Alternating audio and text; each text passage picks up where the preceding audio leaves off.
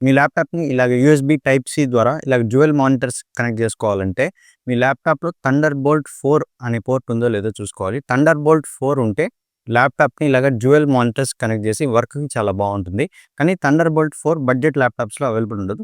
Around 50,000 ల్యాప్‌టాప్స్‌లో అలాగే మీరు మానిటర్‌ని యూఎస్‌బీ టైప్ సి ద్వారా కనెక్ట్ చేసుకోవాలనుకుంటే, యూఎస్‌బీ టైప్ సి పోర్ట్‌కి డీపీ 1.4 ఆర్ డీపీ 2 ఆ స్పెసిఫికేషన్ ఉందో లేదో ఒకసారి చెక్ చేసుకోండి. ఎందుకంటే ఆ స్పెసిఫికేషన్ ఉంటే మట్టుకే మీరు యూఎస్‌బీ టైప్ సి ద్వారా మీ ల్యాప్‌టాప్‌ని మానిటర్‌కి కనెక్ట్ చేసుకోవచ్చు.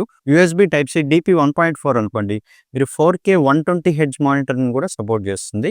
కానీ మీరు గేమింగ్ కోసం చూస్తుంటే ఖచ్చితంగా హెచ్‌డీఎంఐ 2.1 పోర్ట్ అయితే ఉండాలి. ఎందుకంటే హెచ్‌డీఎంఐ 2.1 పోర్ట్ ఉంటే వీఆర్ఆర్, ఏఎల్ఎల్ఎం అలాంటి గేమింగ్ ఫీచర్స్‌కి సపోర్ట్ చేస్తుంది. అండ్ 8K 60 హెర్ట్జ్ మానిటర్ కూడా మీరు హెచ్‌డీఎంఐ 2.1 పోర్ట్‌తో కనెక్ట్ చేసుకోవచ్చు. కానీ మీరు ప్రొడక్టివిటీ అండ్ వర్క్ కోసం అయితే డీపీ 1.4 ఆర్ డీపీ 2.0 లేదా థండర్‌బోల్ట్ 4 యూఎస్‌బీ టైప్ సికి ఆ స్పెసిఫికేషన్స్ ఉండేలాగా చెక్ చేసుకోండి. అండ్ మన ఛానల్‌కి సబ్స్క్రైబ్ కూడా చేసుకోండి.